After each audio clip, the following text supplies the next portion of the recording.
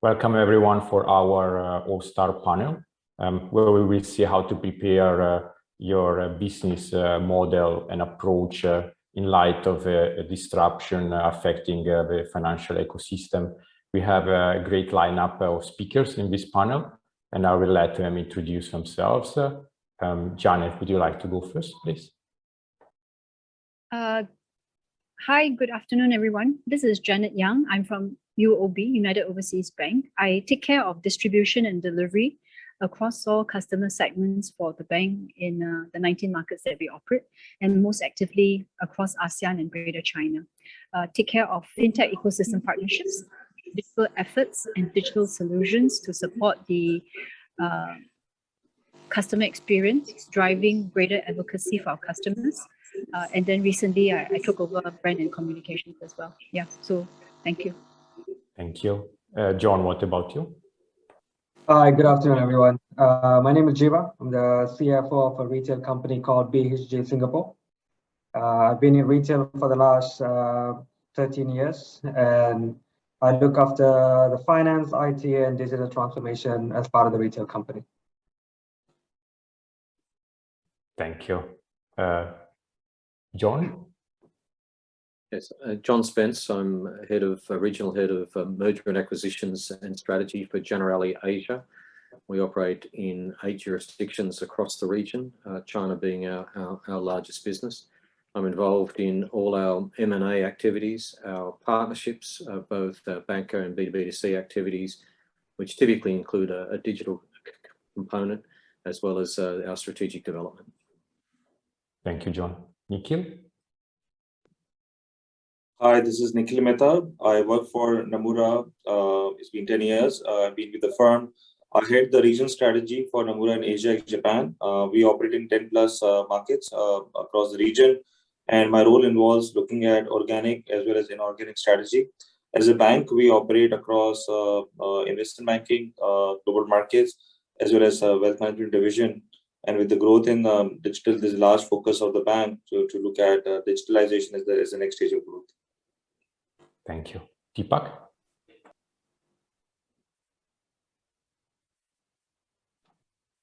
I think you're muted, Deepak. Hi, sorry about that. Thanks. Hi, my name is Deepak Agrawal. I'm from HDFC Bank out of India.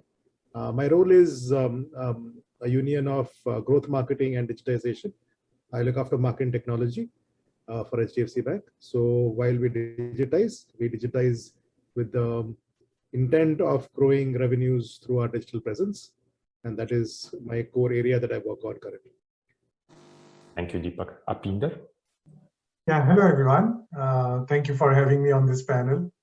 I'm Upinder Agrawal, and I'm based in Melbourne, Australia. I head IT for merchandising and inventory part of the business for Kmart Group. So my charter is to help Kmart customers get the right product at the right time, in the right quantity. And we are looking at how do we digitally transform the organization, which is actually growing year over year. And we are kind of reaching very close to a $10 billion company. Thank you. Well, the first question is open to all of you and your expertise. How can established industry players keep reinventing themselves in the 21st century? Deepak, would you like to share your insights first? I think coming out of India, what we have realized in this stage of transformative change, not just in organizations, that is what is following a huge change in human and consumer behavior that we notice. What the challenge that comes out of is for us to adapt. And sometimes as traditional organizations in traditional markets like India, we are not used to adapting very, very quickly. That to me is the biggest challenge today that we face.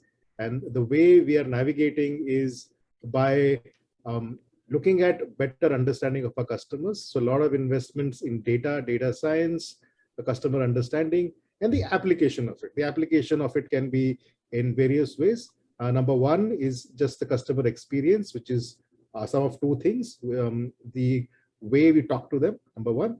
And once we have convinced them to bank with us, how is their experience of taking on a product? And once the product has been taken by them, what is the service experience like. As you can imagine, a customer today compares us, a bank, with any other app they use. It can be a food delivery app, it can be a cab hiring app. And that really is where we are kind of finding ourselves staring at a huge challenging transformation job, whether it comes to customer understanding or digitization of our processes and services to compete with that expectation that is being set in the customer's mind. And it has only become accelerated with COVID, right? It was always coming, but COVID has made it very, very accelerated. That's the key challenge we are trying to solve. Yeah, we can talk about how and what, but just to define what the challenge is, that is where I think the challenge remains for at least HDFC Bank. Thank you, Deepak. Apinder, would you like to share with us how you keep innovating? Yes, definitely. So I think pandemic has really taught us that the customer behaviors are going to change for good, even when we come on the other side of the pandemic. And that means when I look at the 21st century and beyond, we look at how can the retail industry be ready to support resiliency, agility, and differentiated supply chains, which are actually ready to support customer-driven business transformation. That means understanding of the customer, right? Looking at the 360-degree view of the customer. And not only that, how are we able to transform ourselves as an integrated, purpose-driven organization? And most importantly, do we have a digital-first supply chain? This means we kind of focus on building unified commerce capabilities through as a service model and provide seamless customer experience and data-driven, insightful decisions. For example, how do we innovate to reduce the cost of last mile experience for the customer? Now, some of these areas, what we are looking at are like design capabilities, which are digitally driven to deliver better products at low cost. Or we are looking at differentiated products without paying the branding cost, etc. So through the digital transformation and making sure we are proactively sensing the direction of where the market is going and the customer is telling us, I think there are three things which I would like to highlight. One is improved use of data for buying and allocation decisions, which are driving better stock availability with less markdowns. Secondly, greater visibility and flexibility of product development, which is reducing wastage. And thirdly, shorter lead times with support on-trend product ranges that evolve in the line with the customer demand. Thank you. Same question for you, Jiva and Janet. Me first or Jiva? Yeah, I think Jiva is on mute. Yes. Yeah, she's on mute. Please. Yeah. Hi. So for me, I think there's no one magic way to say how can a company reinvent itself. I think there's many ways depending on the industry that you're in. We being in retail, I think how can retail reinvent itself? To me, it starts with the leadership skills. So getting the right leadership skills before you start reinventing your company is very crucial from our point of view.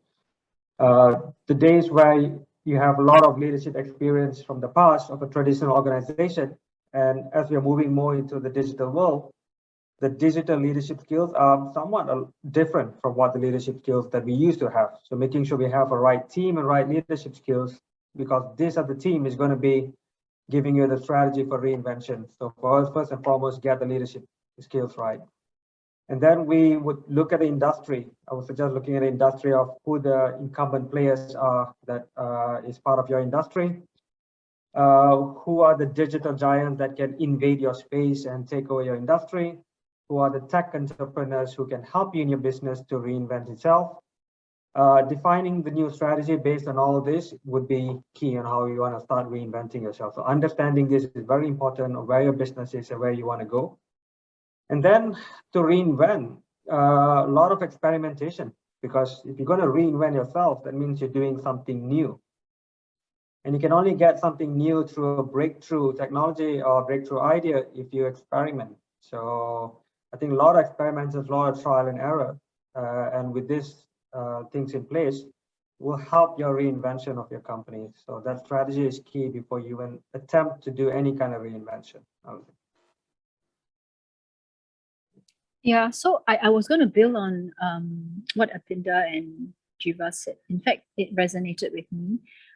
I think for us, at the end of the day, it's really putting the customer at the heart of all we do, right? Because whatever disruption that comes, whatever new model, and we know, right, during this COVID, even before COVID, in the area of banking, consumers' behavior already becoming a lot more digital. Our SMEs, our corporate customers, most of them, right, are already becoming a lot more digital in the way they transact, the way they engage, and the way they, consume services, and the way they, live their life or live their business, right? The part about putting the customer at the heart of everything we do is sometimes people think that it's a motherhood statement, but it stems from that understanding that you bring about focusing back to the purpose. Right? So if the purpose is to make, in the case of, let's say, UOB, is to make our customers' lives better, easier, smarter, safer, and for businesses to make them more successful, then we need to say, what strategies do we take to get to that? And if the customers are in retail, is SME, or if the customer is a consumer today, whether before COVID or now at the midst of COVID, very few of them can do their business and live their life or have the same lifestyle if they are not into digital and they do not have digital to serve them, to help them, and to let them, continue the way they operate their lives. Right? And therefore, when we said that instinctively, we look at the strategy and say two things. One, if we want to become digital and offer that as a very important part of our offering, does it mean that it is the only means and not the rest? So we studied the customer's behavior and said there are some who like digital and some who like omni-channel. And then it is not one or the other, it is to fit the customer. So if you really put the customer at the heart of everything you do, you align your strategies to the customer segment that will enjoy being digital first, and certain customer segment that will enjoy having the convenience and accessibility of omni-channel, which is what me and my team supports the business with, branches, online, website, social, machines, and then avail the convenience and the power of what we're trying to do. But the second thing, if we want to be customer-centric, is also to look at our own capabilities. And I think in this current world, to prepare and reinvent ourselves, we have to forget the thinking that we can do everything ourselves, build everything on our own. And this capability is really about understanding what collaboration is. And how can we partner? How can we work with, fintech, big tech ecosystem to work on a win-win-win, customer win, the bank and the partner, that each party have a role to play, and finally each party has benefits that they will derive because they have delivered greater value to the relationship.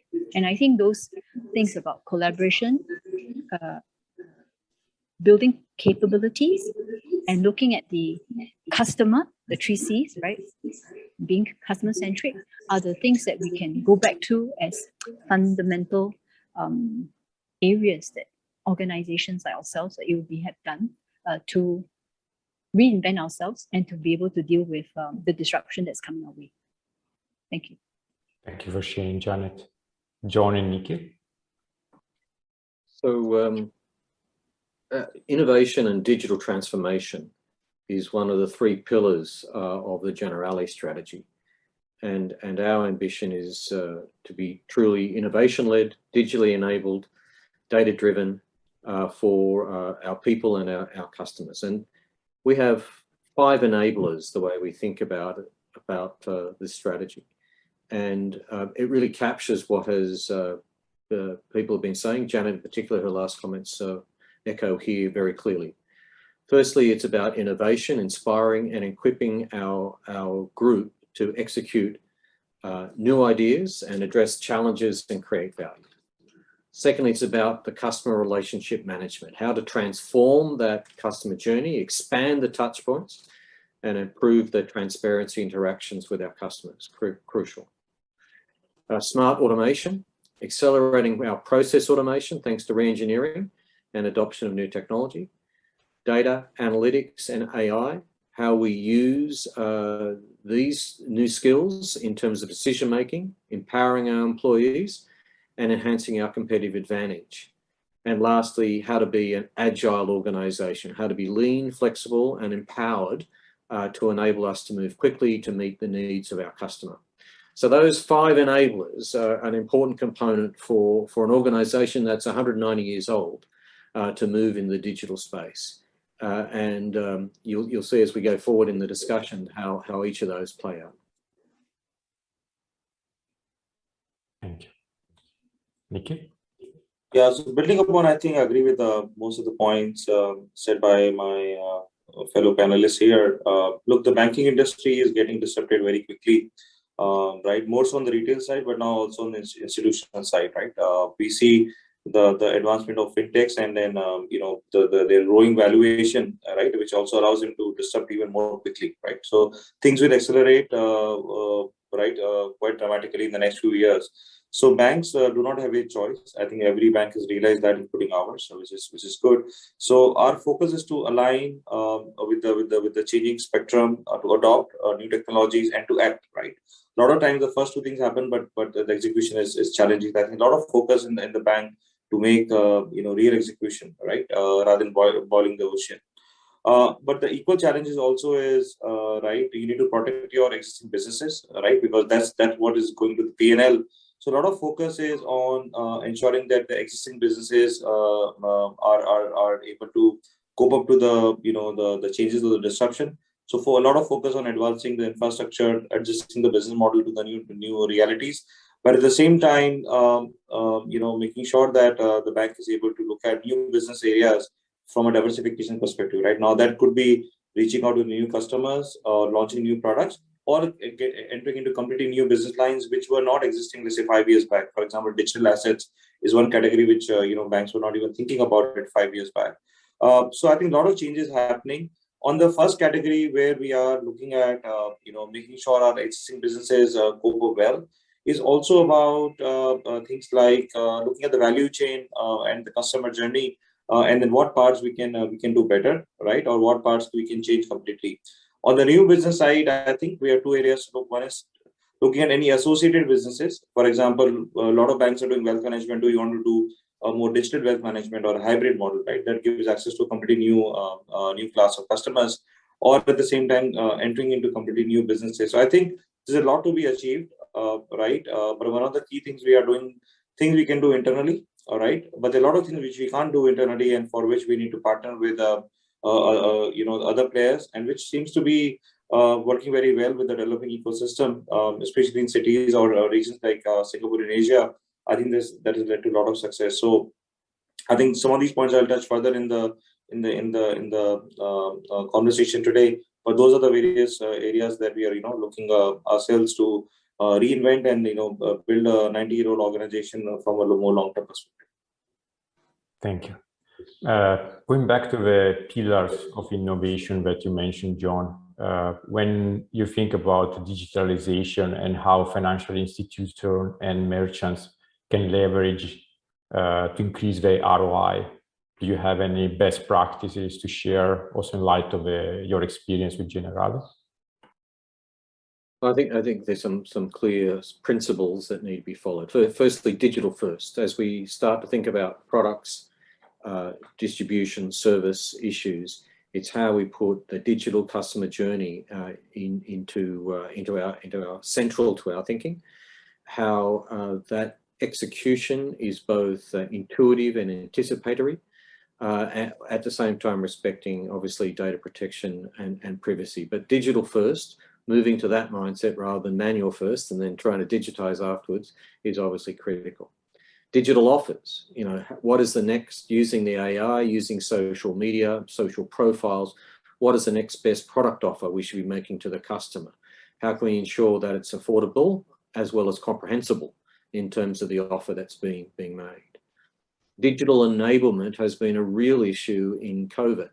It goes to how do we get our staff to work from outside the office, and we're able to transform ourselves very quickly, to how our agency forces around the region work. So here there's two business models. One, how do we digitally enable the agent to service their customers in terms of sales and service and having a conversation? And two, how do we manage the sales channel itself?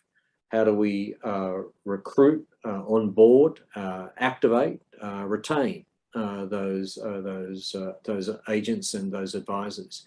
And so we've been able to move very quickly on both counts to move forward with that enablement.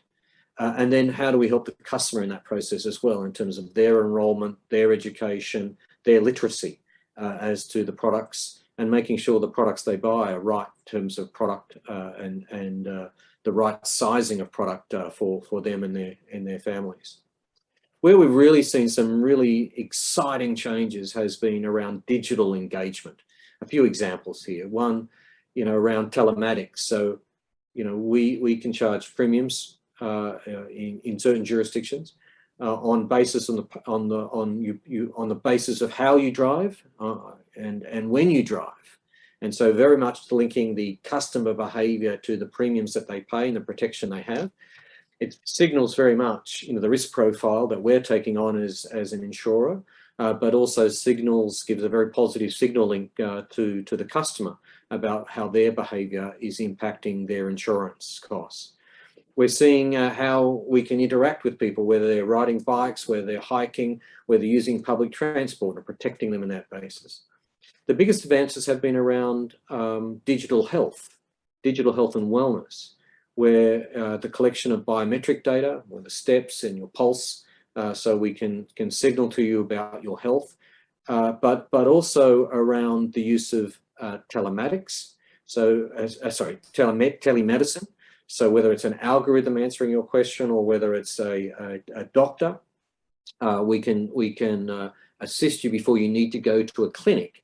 And we've seen in some of our jurisdictions 70% resolution rate just by being able to interact with on the digital health issue, rather than people sort of queuing up in a clinic, which they'll have concerns about their COVID infections there.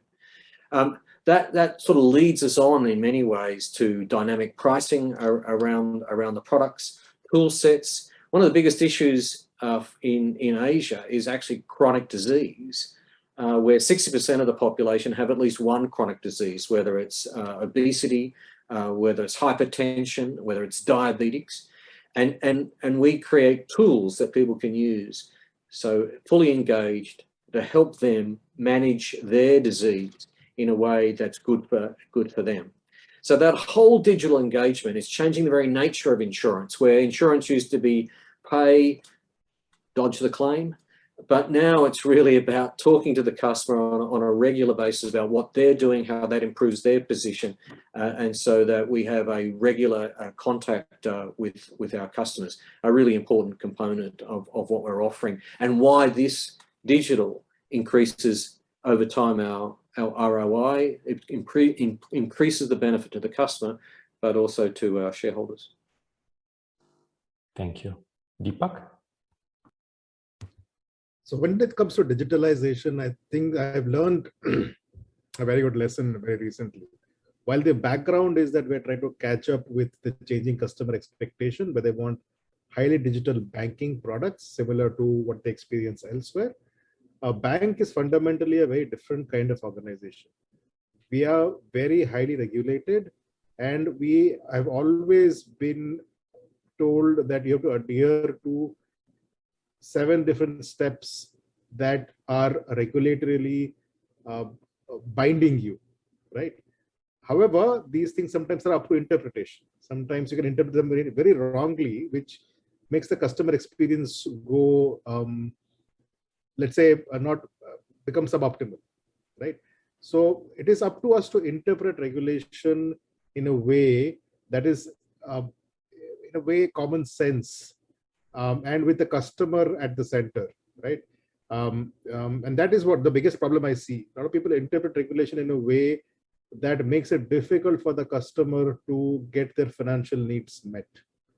And we have to apply common sense. Regulation is built in order to safeguard the customer and safeguard the other participants in the financial ecosystem. However, they can be interpreted in a way that really harm the customer experience at the end of the day.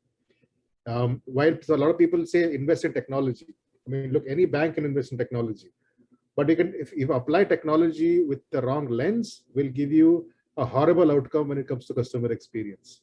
So so everyone definitely has been investing in technology. That's 100% right. This change in thinking within a bank, with a digital first, like John said, think digital first, interpret the regulation, not, okay, I will do something in a branch and then retrofit it to a digital journey online, not going to work, right? Interpret the regulation afresh, reimagine it while ensuring we are compliant and safeguarding any consumer or other interest that the regulator has in mind, and then do the IT investments. That to me has been a great learning. Just throwing money at technology investments is not going to cut it unless and until we redo our thinking internally, and sometimes throw the existing thought process out completely. Just throw it out and start afresh. That is something that is a big challenge, and it's a challenge about people, organization change, behavior change in terms of executives that are in an organization, which is the challenging part. Digital investments, technology will work themselves out. I want to just put this perspective in front of the group. This has been my biggest learning in digitalization. Thank you, Deepak. And also, yeah, building upon what you mentioned, investments, and with a focus on investments in partnerships. So with vendors, customers, and our players in the industry, Apinder and Jiva, how do you see strategic partnerships working to facilitate innovations in your organization? I think that's a very pertinent question, and especially looking at the pace at which the innovation is happening in the industry, as well as the transformation of the industry, as we talked earlier in the session. So to me, before I talk about this directly, I also want to call out the way I think about is digitalization is sometimes I think about is how do I bring technology to an existing business process. But when we are talking about digital transformation, we are thinking about how do we make our business ready for future? How do we bring technology which can actually transform the business? And that's not going to be feasible unless we are really innovating. And if you think about the process of innovation, now generally it works as an executive or somebody gets an idea, or a vendor brings a new technology, or a competitor does something, and these all spark up the innovation which is happening in the organization.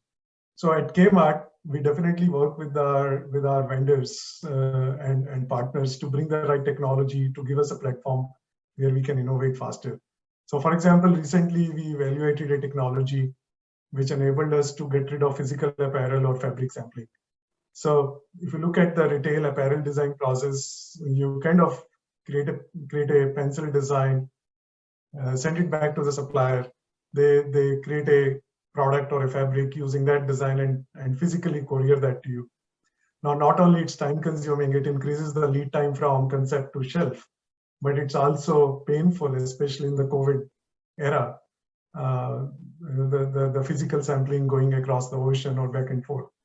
So we partner with one of our suppliers to bring a technology which can actually digitalize the entire designing and sampling process. So it's all digital. No physical sample is exchanging hands, and so I think that way, as an organization, we are focusing a lot on doing what we are good at, which is bringing low-cost products to our customers, whereas the partner is focusing on what they are good at, which is bringing a platform using which we can innovate digitally.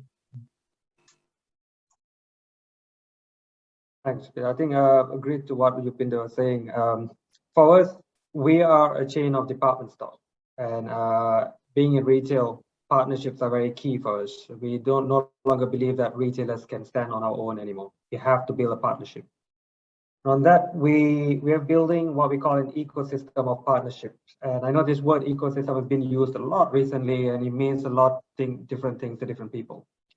For us, what we want to do is how do we create this chain of partners that creates mutual value for everyone in the ecosystem, and not just us because we've created it, but for each other as well. And what we wanted to do is then, once creating the ecosystem, is figure out in which part of the ecosystem we want to participate and which one we want to orchestrate in the ecosystem. And that plays a different role when you choose this. And one example of how BHG as a retail company work on an ecosystem is we look at every single partner that we have, and not just vendors that we have within the company that we service, but also cross industries. One example, John, don't get me wrong here, I'm going to use insurance as an example here. For retailers, traditionally, insurance used to be a very dry relationship where we see my insurance once a year, we insure the company, and then we see you 12 months later. But we don't want to do that. So in the ecosystem, how we work now is today with our insurance company, there's more value being created. So almost enlarging the pie, we would say. So for the insurance company that we work with, we get to leverage their database of consumers to promote our product. But when they go out and do an event, so for example, our insurance company, one of them is AIA for our health insurance. So when AIA goes out to do the vitality programs, what we want to do is partner the programs with them. So we have, for example, an athleisure range of products, our vendor got health and wellness product. How we take this and help AIA make the vitality program better. And in return, we become the preferred partner where our products are on their platform. So that creates mutual value for both. And we've done this across over the last 6-7 months, building this ecosystem, which we hope will come live and start benefiting us next year. Everything from financial institutions to like insurance companies, but also lifestyle companies. We partner with, for example, private chef company. So this private chef companies, we draw our memberships to them. They get preferential rates. So they're great. They're getting traffic. They come into my department store and their chefs do a master class of cooking classes. So BHG is no longer where you come and buy product, but it becomes a lifestyle brand where you come and learn how to cook from master chefs. And they in return promote our cooking products. So that's how we envisage how the ecosystem works. And it also gives us a differentiation in our industry where no longer as a department store, it's a boring traditional go shop, but it's intertwined in your lifestyle. So everything that you do in your lifestyle, you think BHG. So that's the aim, and that's the ecosystem we're trying to build. And there's a lot of innovation that comes out through this because you then sit and brainstorm with these cross-industry partners, and you come up with stuff that you never thought about before, that you wouldn't have thought about by each other, but together you get to create a lot more value. One interesting example is we work with Nanyang Polytechnic's R&D department to create retail technology. So this is something a department store would never have done before. So we find that they have the brains to do the retail tech for us, and we need the retail tech, and how do we help each other out? So that's the ecosystem and how we work around partnerships. And we are seeing a lot of exciting things happening in the background, and hopefully you'll start benefiting us next year. But some might work, some might not work, but we're going to try it out. Thank you, Jiva. Well, you already shared great insights about how to prosper in times of disruption. Do you have one key takeaway, which could be something we already covered or something that you think the audience should be aware of? Nikhil and Deepak?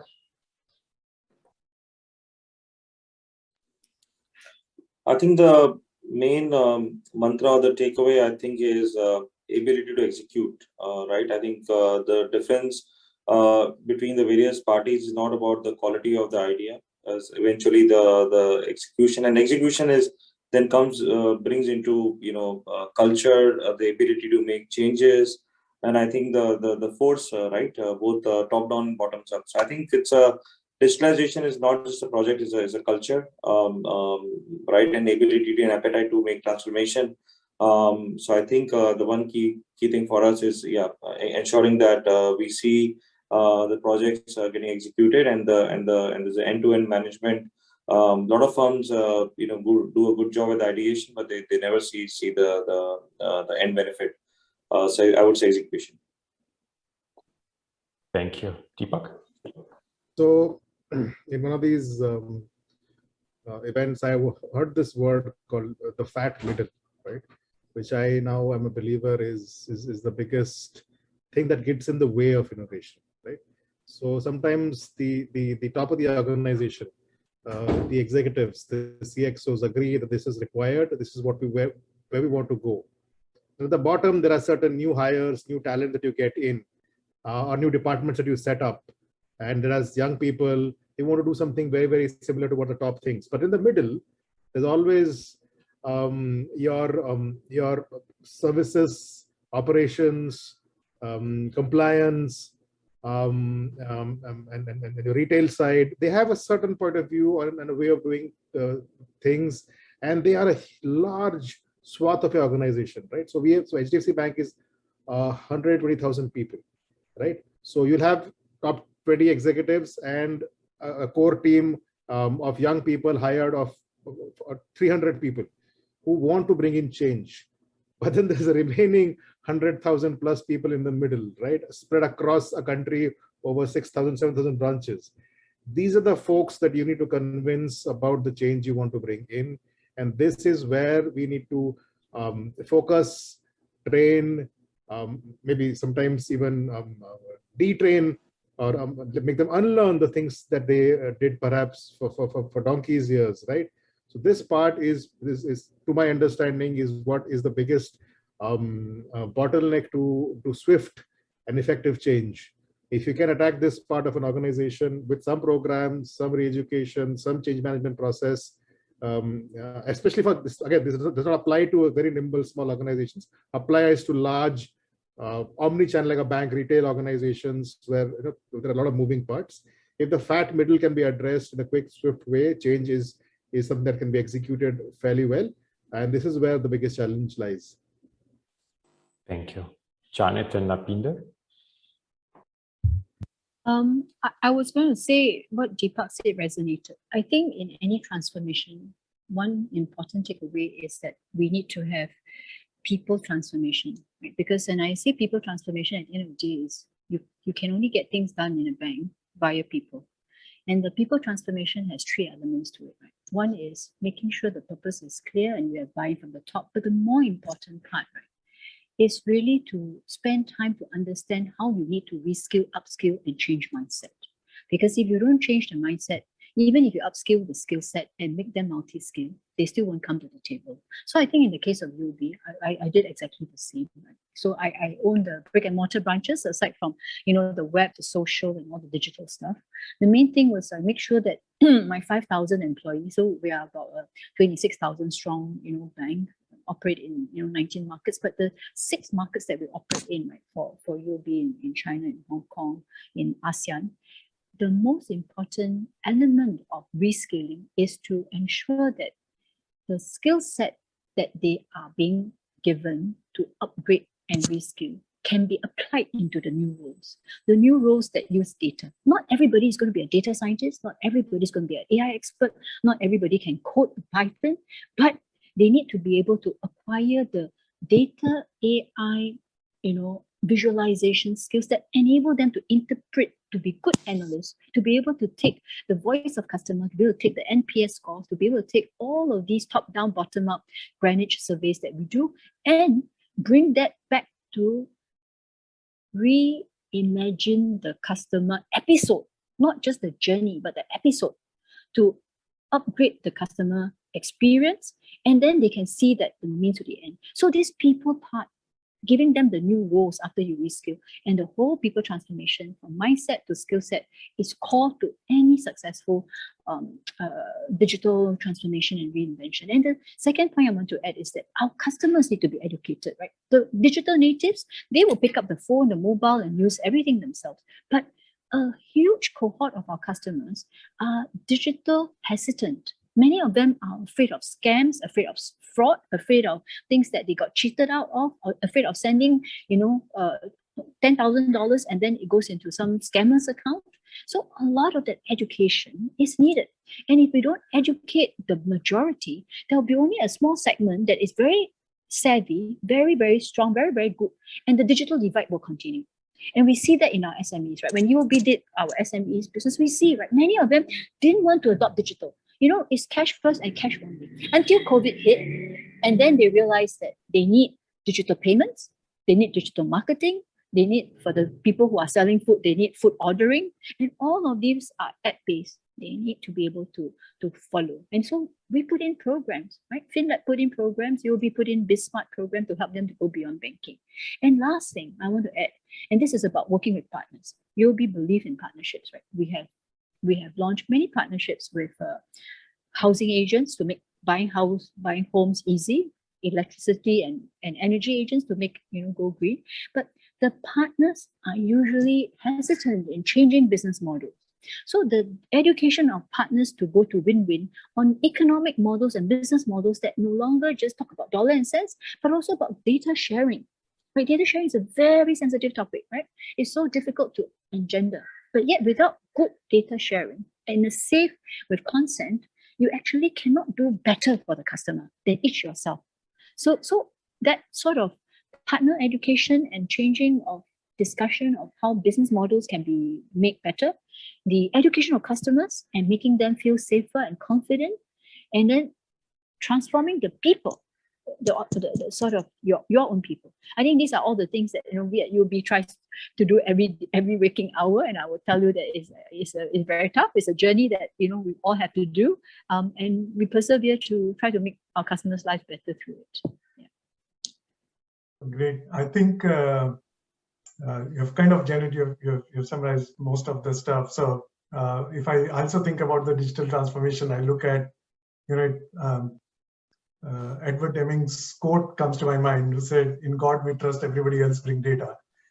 Right? So I've heard of that one from one of my guy that I hired from IBM to join my data analytics team. Yeah, exactly the same statement. Yeah, same statement. So data is key to the transformation. So that means we need to think about how do we make sure that the data is available at everywhere where we can drive data-driven decisions. And you touched upon the culture and the skills. Definitely, I think there are two other things which I would like to touch upon here. One is the connected customer experience, and especially coming from retail, and probably that's applicable to banking and insurance also.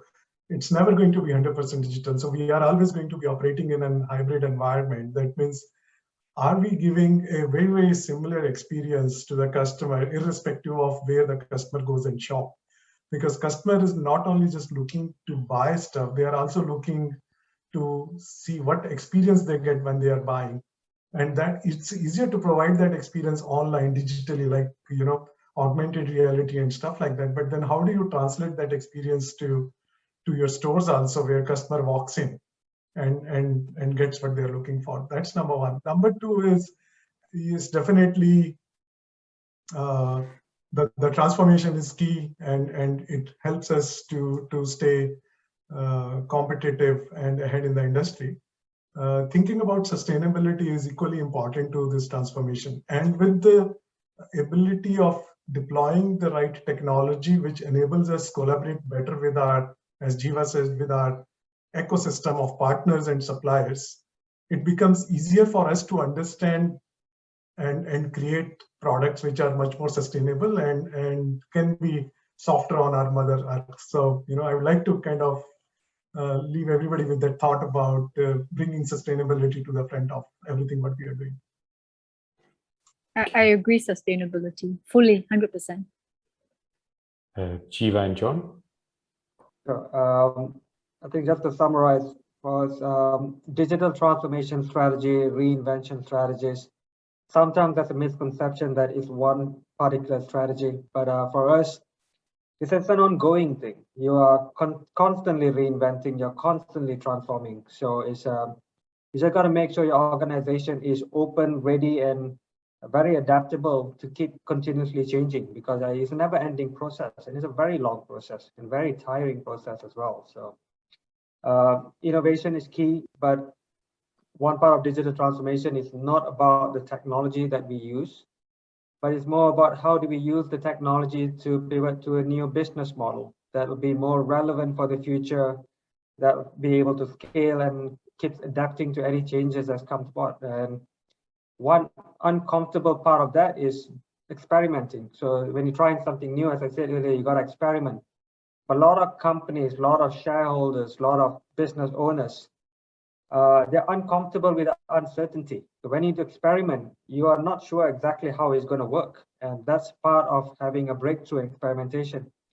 But so a lot of metrics in the business needs to change. It's no longer just about KPIs on ROIs, return on investment, or profits, but there's a lot more different KPIs now in the digital world, because we are dealing with a lot of uncertainty, and being comfortable with that uncertainty is part of the skill set as well. Co-creating with your partners to create new products, and you no longer stand alone, like Jana was saying earlier, you don't create everything yourself. So I think Apple or Android is a great example of that, how you create an iOS platform and then let people co-create on top of it, and you still get a benefit from it. So getting to new revenue streams are key as part of your transformation. So I think it's a long process and a lot of different ways to get there, but persevering through and getting a good leadership team is quite key to this process as well. So I just want to make three sort of final remarks for certainly for our business. Firstly, insurance is a purpose-driven organisation. Insurance is incredibly important in our society in protecting the lives and lifestyles of our customers, and so we will see it evolve over time to ensure that it continues to fulfil its purpose. Secondly, as part of that, I think we will see, rather than a movement from protection to prevention, some controversial, and to Deepak's point, maybe some regulators won't like, but the use of DNA for underwriting. We ask you about your parents, about what diseases they might have had. We actually have a lot of the answers in the DNA, and there'll be a use that will come over time when we get more comfortable. The deployment of sensors to see if there's fire, flood, typhoon in your area. The use of parametric insurance, so you don't actually have to claim anymore. We know there's an event, we pay it out. So there'll be weather warnings, telemedicine, chronic disease management are all part of the move from protection to prevention. The last point I'd like to make is that this is the most exciting time in the history of insurance to be in insurance. Whether we're selling, my friends at AIA are selling in retail stores, which we do in India in the Future Group. We've just sold, I think, just had a program and sold 8 million people policies. We love the opportunity to sell to people. But this is an exciting time, whether it's M&A opportunities, whether it's the partnerships, whether it's the ecosystem, but to embed insurance along the customer journey to meet their customer needs. It's a critical role that we play, and we're very excited. Well, thank you all for a great panel, for inspiring the audience, and thanks to the organizer and Sohana for making possible for us to meet today. Well, thanks again, and enjoy the rest of your day. Thank you so much. Thank you. Thank you. Bye. Thank you.